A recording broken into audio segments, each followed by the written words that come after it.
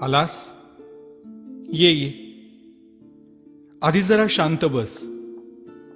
मोकळा श्वास घे.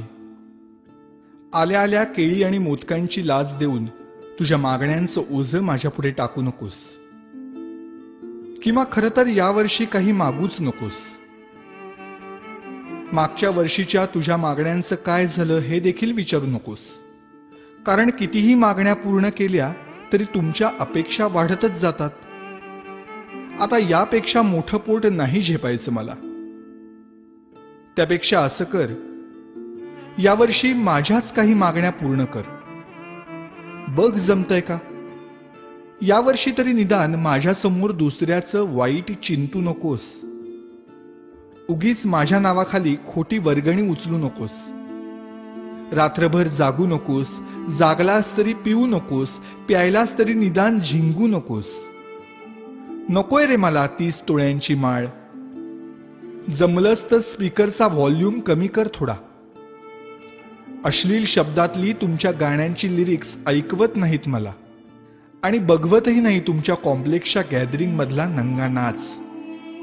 अशक्य होतं रे मला हे 10 दिवस तुमचा तमाशारूपी उत्सव सहन करणं. हात जोडून मागणं मागतो तुझ्याकडे. जागा हो. सुसंस्कृत हो. खोटेपणा सोड. स्वार्थ सोड. कधीतरी प्रामाणिक होऊन बघ. माणुसकीची नशा चढव. परोपकाराची झिंग चढव. 100% मेहनत कर. स्वतःला ईश्वरी अंश मानणाऱ्या लोकांपासून सावध राहा. त्यांच्या आधाराने जगण्याचा प्रयत्न करून स्वतःतला आत्मविश्वास हरवून बसण्यापेक्षा तुझ्यातलं देवत्व मनापासून जप.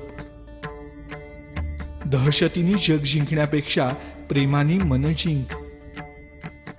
श्रीमंतांचे जोडे पुसण्यापेक्षा गरिबांचे पाय धु.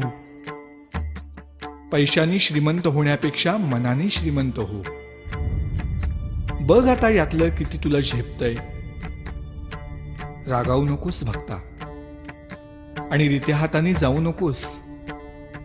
नेहमीच मागत राहण्यापेक्षा अखंड देत राहण्यातला आनंद तुला लवकर लाभो. हाच माझा आशीर्वाद. भेटूच पुन्हा.